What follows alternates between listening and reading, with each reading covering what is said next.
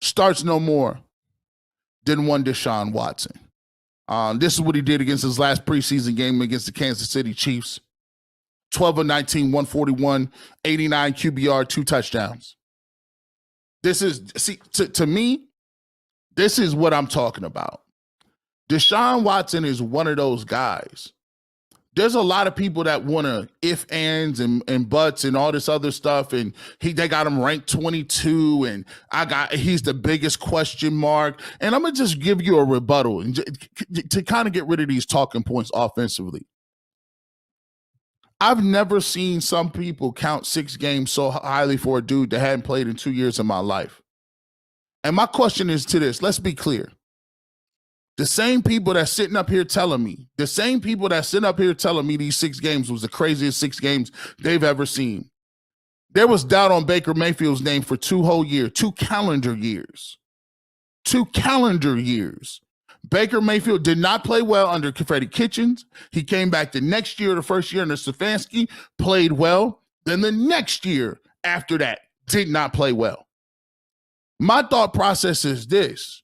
We've sat here and we made excuses. We said it was the weather.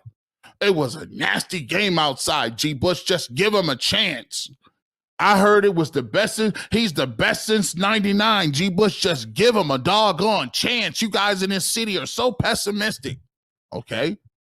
We heard his shoulders have fallen off. And what are we going to do, G. Bush? Give the kid a break. His shoulder's fallen off, and you guys want to run him out of town.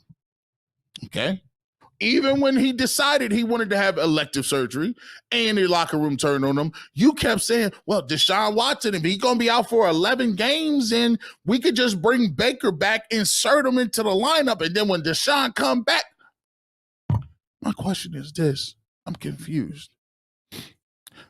If you are willing to give all of those breaks, all of those reprieves, all of that just very, that positive energy, giving it and just staying steady.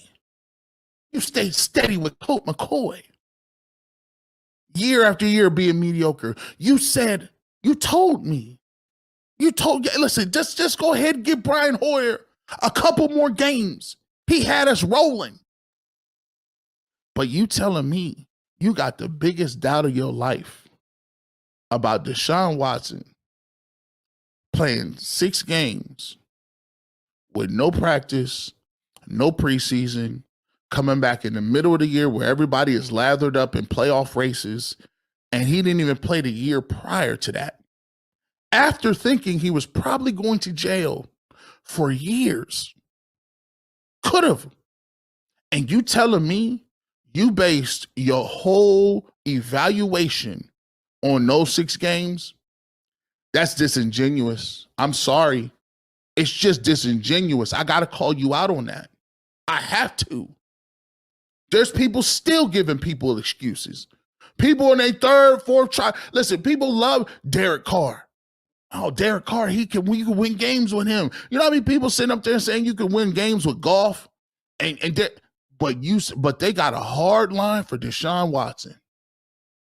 They told you it's a disgrace.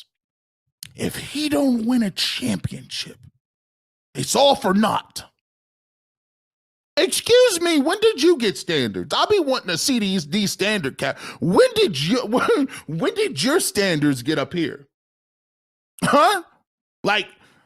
No, I'll be looking at people being like, look, you see people with your ex-girlfriend and she's running around telling this dude, the new dude she with, I do not do anything but first class. And you'd be like, she's a liar. We didn't never do first class when you was with me. It was all coach. As a matter of fact, we was scraping for the little business class upgrade. Don't let us get an aisle seat. I'm looking at this dude. Oh, she got you in that program, huh? Uh-huh. You know you can remake yourself over every 3 years. You just, yeah, I've never been in coach. Ever. People be capping. But all of a sudden, we ain't had no quarterback. We ain't had nothing moving. We had Cody Kessler. And all of a sudden, if Deshaun Watson don't win the championship in his first year, it was the worst trade in the history. Stop. Come on now. Like, we're not going to play those games. But the cool thing about it is I think Deshaun Watson is stepping up to the table. I think that he's been playing possum on y'all. I like what you're doing. Because what he did is he really sat back and said, hold on. Okay, I see where I'm at. You got to read the lay of the land sometimes. And Deshaun Watson is thinking, you know what? I ain't even going to get in my bag too much. These cats be watching my Instagrams, talking about why you be playing on, why he always buying stuff. They be watching my Instagram. Everybody, listen, I ain't seen nobody on my show for months. I see everybody got PTO. Hey, what the heck? Earl ain't even here no more. I'm like, where the hell is Earl at? Huh? I'm like, what kind of PTO package the producers got? Shout out to my man Earl. I see you out there, bro. We ain't gonna talk about Jay. This man, look, bro, the yacht boys. Man, Jay live on the water, bro. Like, we talk about, I ain't see Bull for weeks. He's like, I was in Seattle trying out different sandwiches and just doing Bull stuff, just being angry, just knocking down little kids, kicking ass, taking names. I said, man, this cat, where you at? I'm off again, G. But they tell Deshaun Watson, hey, you better be locked in 24 hours a day, 7 days a week. You better be locked in a room, a dungeon, getting ready for Joe Burrow. Come on, man. Come on. I think he got y'all together. You know what he did? He said, I'm gonna just duck off. I'm not even gonna do too much. I'm gonna chill out. And what I'm gonna do is I'm gonna just play like I'm garbage now. He just sandbagging. Oh, Joe Burrow, what do you think, Deshaun, about you being a top? They don't have you as a top 25 quarterback. Well, I can't, get caught up in that. I haven't played in 2 years. I shouldn't be in the top 25. They're looking around. What? I'm confused. What is this new playbook, Deshaun? Who's advising him? Look, Deshaun, do you want new receivers to come in? Evidently they got some receivers available. Do you want them? Listen, I love the guys we got here, man. I think we building something special. These guys are special individuals, and I think it's gonna be fireworks out here. What? What is this new Deshaun Watson? Shout out, because I think that's how he's moving. That's how he's moving right now. I'll tell you what, let's get to this defense real quick. Before we get to the keys of the game, I appreciate y'all. I don't know how many people we got in here, but you know how we do. We're punctual here. We get you in, we say an hour, we're going to give you exactly an hour. Don't think that we're going to come over here and you be like, G. Bush going over again. Be talking too much. We're going to give you that same hour. Let's get to keys to victory on the defensive side of the football. You see it down there. Myles Garrett is all over the bottom of the screen. The Browns D-line must make Joe Burrow work for windows. And what I mean by that, Joe Burrow is a master of moving, sliding, finding arm angles. That's what makes the elite quarterbacks elite. It's slide left, slide west, step up. Oh, I'm going to dip back a little bit, gauge a little bit, engage, dip back, give my tackle in time to engage and block him, right? Slide to the side to the left. It's like you're doing the Cupid shuffle. Slide to the left, boom, 2 hops. That's exactly what they be.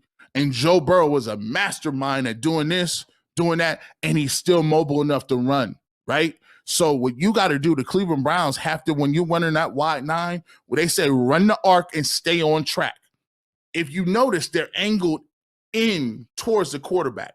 And what they want to do is rush outside, almost through the outside shoulder or the clavicle of the tackles.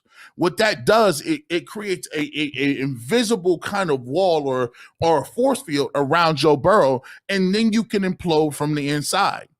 Then you can trap and encase the quarterback from inside, because now he doesn't have enough areas to throw over the top of people or sidearm. He's worried about traffic and junk by his legs because he's enclosed. Now you can get hit elbows by the defensive tackles. You guys coming from the backside, they'll hit his arm, throw the ball, quarterbacks like this. They're coming down swiping.